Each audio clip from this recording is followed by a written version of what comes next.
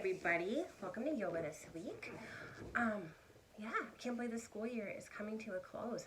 My kids are counting down, I'm counting down, so good luck, we're almost there. Guys, I just read somewhere that May is Mental Health Awareness Month, and I tell you what, during this coronavirus, people are not only getting sick, but we're having a hard time inside because things that offer us routine and comfort and predictability are all over the place. That makes it really hard to find a place in the world that we know what's going to happen next and to make us feel safe.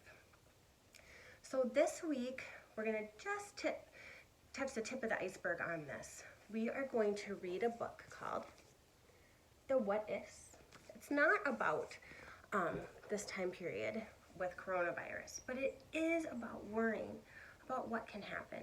And a lot of people worry. I think I have had terrible cases of the what ifs before in my life. Not as much now, but you never know when they're going to sneak up.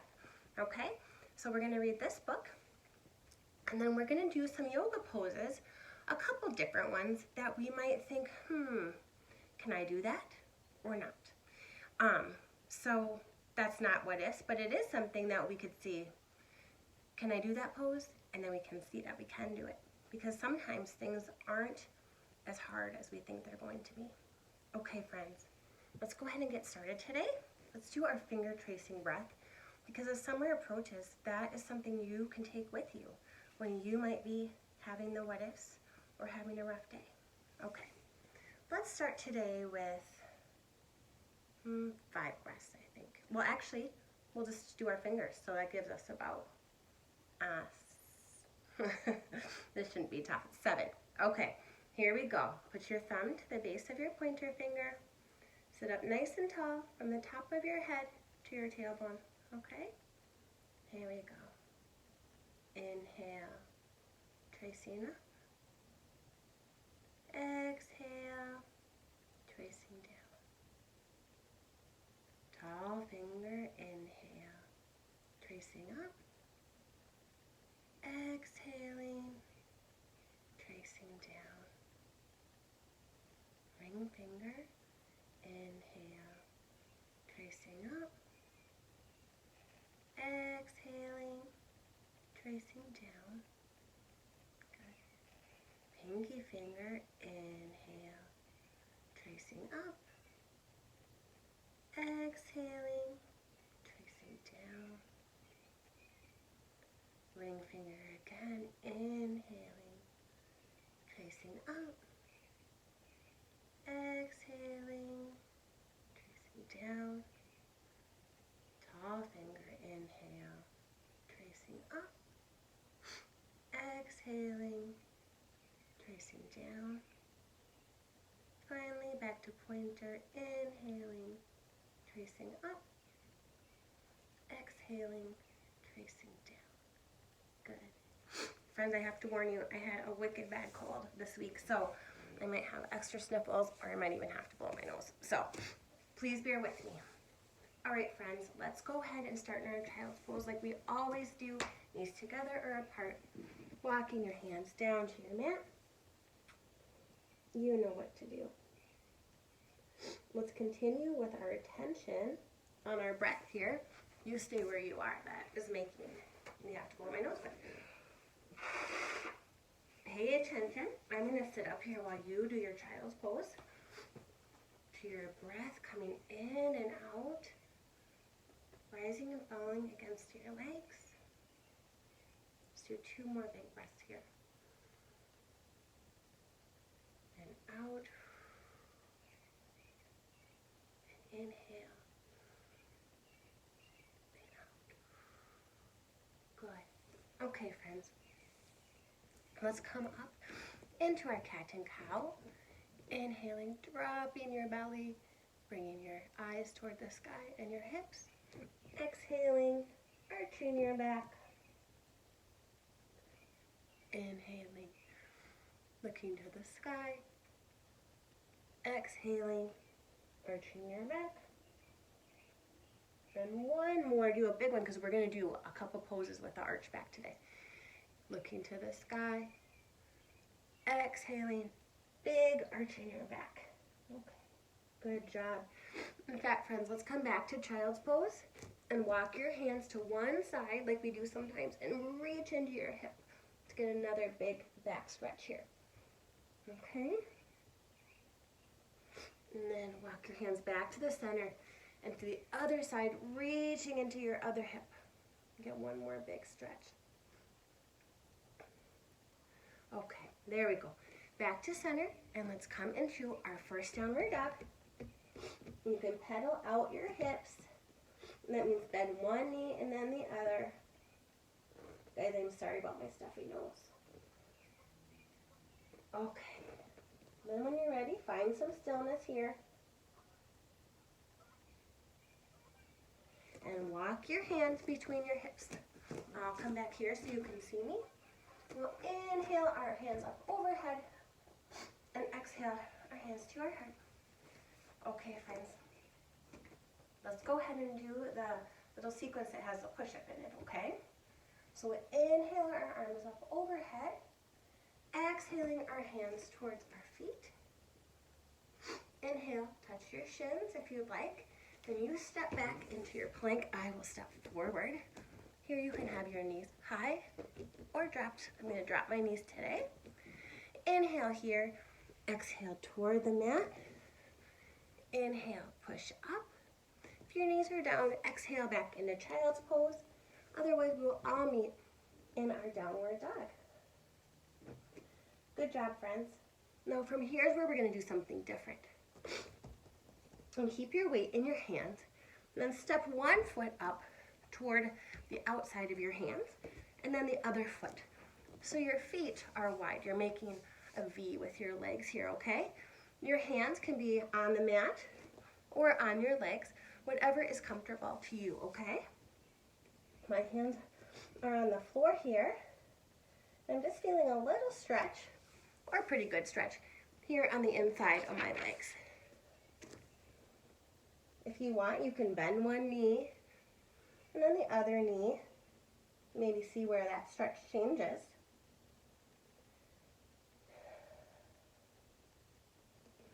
Good job, guys. Okay, from here, pick one side and have that toe point to the side. So right now my toes are pointing forward. Have one toe, mine's this one, point to the side. And put that same hand down by your foot or your ankle, and the other hand comes up to the sky. We just kind of got into triangle a different way. So the hand, this leg, my toes are pointing out. My hand is on my ankle. This hand is up, and I'm looking high to the sky. Okay, now this is going to be a little tricky. If you like, you can bend this knee. I'm going to stay here in the camera. Bend this straight leg, and you can bring this hand off your ankle if you'd like, and just rest it in front of your leg, or you can rest it on your thigh here. And this we got into extended side angle. That's kind of something a little different too, huh? Come play with it, see what feels good to you. Okay, friends, from here, bring this top hand back down, bring both our hands back down, tick that foot back in. Both your feet are now facing forward until you tick the other foot to the side. Okay? Now go ahead and walk your other hand towards that foot. There you go, raise your other hand to the sky, just like we did on the first side. Good, I can kind of feel a stretch in my leg here. I wonder if you can. Okay, now let's try that trick. Bend your knee, and you can take your hand off your ankle, resting your elbow and arm in front of your leg, or on your leg. It's up to you.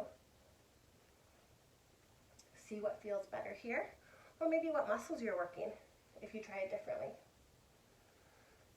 Okay, friends, hands back to the mat, walking your hands forward. Put some weight in those hands, drop your knees, and we'll come here, just sitting on our feet for just a second. Now, we are going to try a pose called Camel. Now, we've done this before, but I don't know if you remember, so we'll just try it again. You're standing on your knees, and you can put your hands where where your pockets would be here on your hips, okay?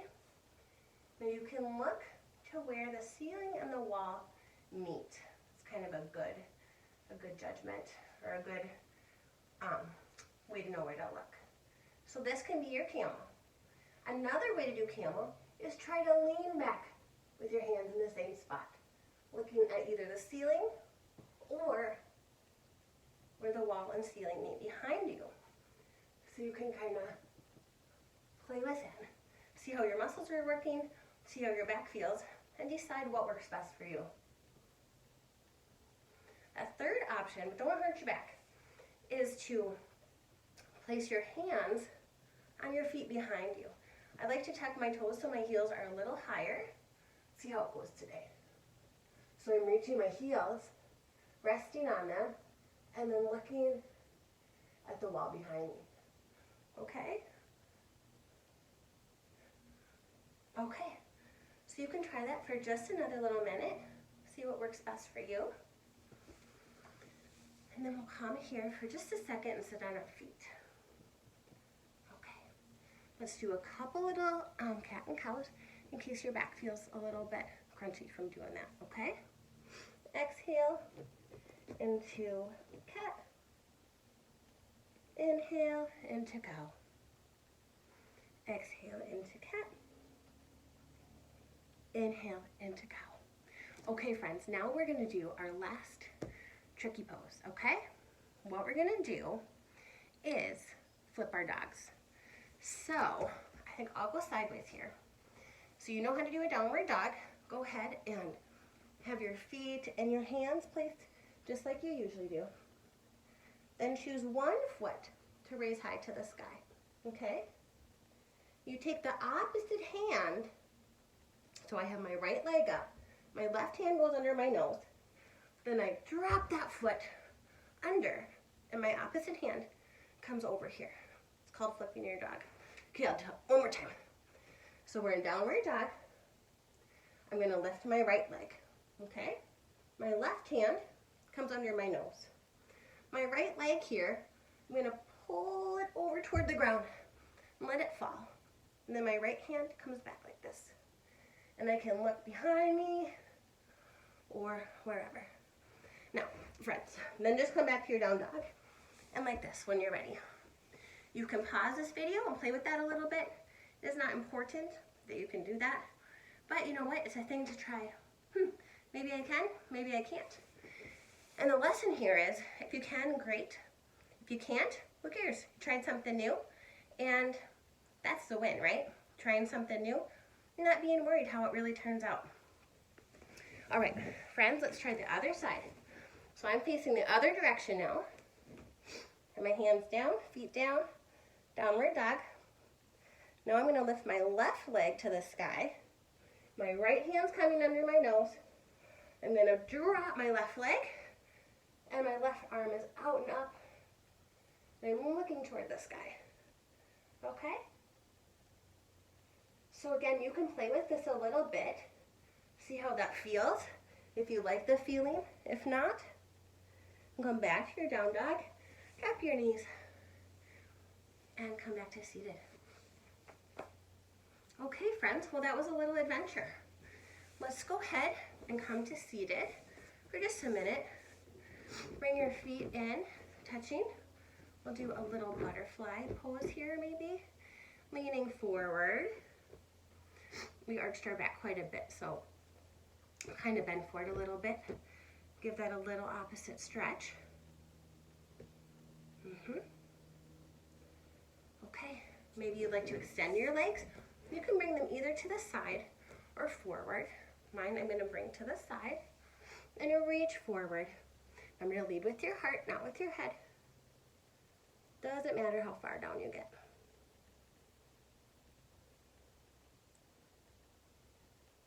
Okay, friends. Let's go ahead and do our lying down poses. I'm going to tilt this. Well, not sure far enough down. Okay. Tilt this here. Let's bring your feet to the ground, knees up. We'll go ahead and do our twist. Knees to one direction, nose to the other.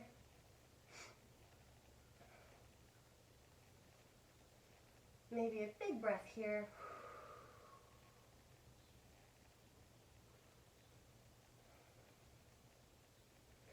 Knees back to the sky, dropping the other direction, looking out the window, or I'm looking out my window, sorry. My nose is facing the opposite direction of my knees. It's a beautiful day here today. All right, friends, you can choose to stay here, lying down while I read the story, or you can put your hands behind your thighs, rock up to seated, and we'll go ahead and fix this here. We'll go ahead and read this book together. I hope that you like it. Okay, here we go. My glasses for my old eyes. Here we go. The what ifs. Look at all these what ifs. She measures them just like this.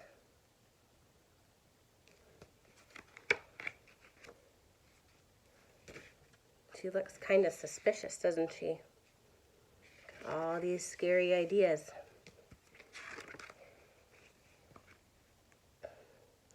Cora was a nervous girl. Always jumpy, always on edge, always wondering if something grim was going to happen. Because of this, the what ifs love her. Do you know the name Cora means heart? Her heart is speaking to her, isn't it? Heavy, lumpy, and grumpy, the what ifs are everywhere. In bright rooms, in busy hallways, in hushed libraries. In big cities and small towns, they slink in from unknown places and swiftly attach themselves to people when they least expect it. Then they whisper a question so quietly, so softly, so gently that the person usually doesn't know that the what ifs are there at all.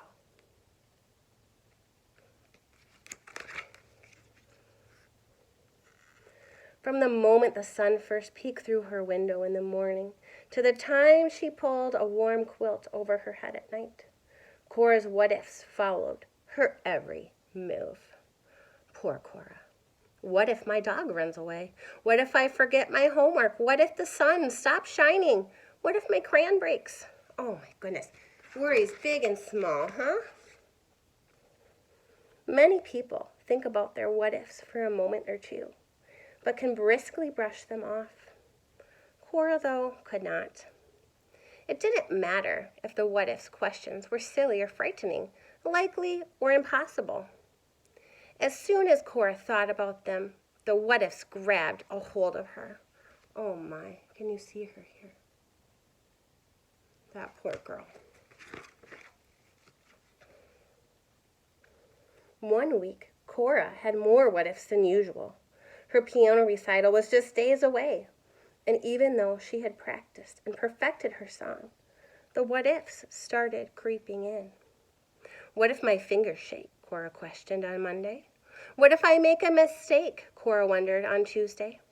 What if nobody comes? She thought on Wednesday. What if too many people come? She worried on Thursday. Friends, I used to be very worried about my piano recitals too. To be honest, Cora, I get that. By the day of her recital, the weight of the what-ifs felt unbearable. Cora stood backstage anxiously awaiting her turn to perform. The longer she waited, the more what-ifs appeared, each one grabbing a hold and weighing her down more than the last.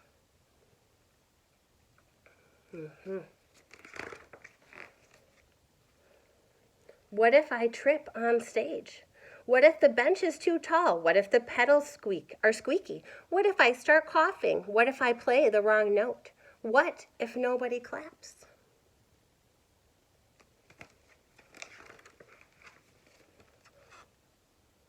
Cora, a small voice whispered, "Are you all right?" Oh, great, Cora thought. What if Stella thinks I'm a crybaby? What if she doesn't understand? It's nothing, was all Cora could muster before a tiny sob escaped her thinly pressed lips. It doesn't really sound like nothing, said Stella.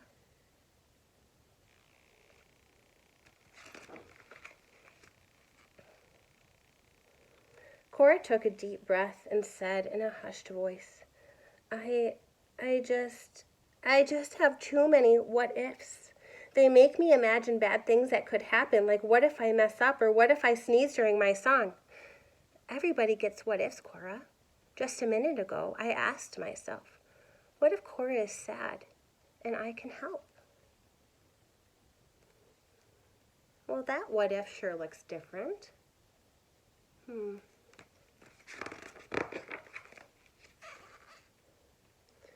Listening to Stella, Cora started to wonder, what if she can help me? What if I can trust her? I wish mine were like that. My what ifs are grim. Cora looked down. Do you ever have good what ifs? Stella asked. I didn't know there were good ones, Cora whispered. Of course there are, Stella said. Like what if there's chocolate cake after our recital? Or what if I play better than ever? Cora chimed in, peering at the boy pounding his piece on the piano.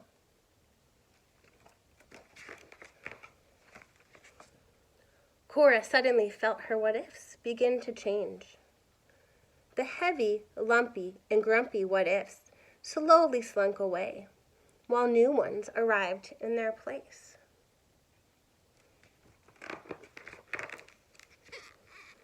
Just then, the teacher announced it was Cora's turn. Cora walked out to the piano without tripping. The bench was just the right height. Her hands quivered as they hovered over the keys. But then she sat down and began to play, and the grim what-ifs slowly continued to disappear until she hit the wrong note. Oh no! What if everybody laughs at me? What if I get booed off the stage? Cora wanted to cry. She tried to ignore the people staring, waiting for her next move. Then, out of the corner of her eye, Cora saw Stella. Stella's not booing her, is she? No. What if I can do this? She asked herself. Cora took a deep breath and started to play again with confidence. Her fingers danced across the keys. When she finished, the room filled with applause. Cora took her bow and smiled at Stella. She couldn't help but wonder, what if?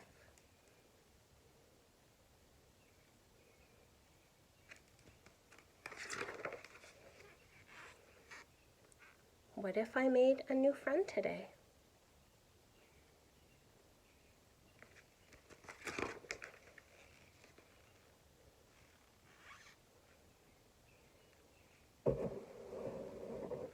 Okay, friends. Boy, I like that book. Because that's kind of how it goes, doesn't it? We can kind of get into a worry zone. So Cora was helped by changing her negative what-ifs, her scary what-ifs, into positive ones, right? It kind of depends on what works for you. Something that works for me when I'm doing something that might be nerve-wracking, like giving a gift or performing something, is to think, instead of that about the thing I'm doing, is to change my perspective instead of what are people going to think of me, like judge me, into this is my gift. And I tap into my heart space. And I can think of it that way. And I don't know, it feels like a heart connection with somebody else is less scary because I know that the people care about me, right? And we all care, maybe not all, but people care about each other and really don't want to wish other people harm, especially when they're trying their best. All right, friends, well, this is a bigger topic, but we touched on it for today. And maybe you could think of one thing that you could do, or we could continue to talk about this when you're feeling nervous. We have our breathing, right? I think about what love is in my heart, try to tap into that. There's a lot of different things. Maybe you have a stuffed animal or a parent that you need a hug from, okay? Maybe try to think of one thing. If you have time, maybe you could draw a picture of something that helps to bring you comfort. All right, friends, let's do our volcano breath today. I have mine, my person, okay? Inhale your hands to the sky. Imagine your person and blow them your love. Okay. See you guys next week. Bye.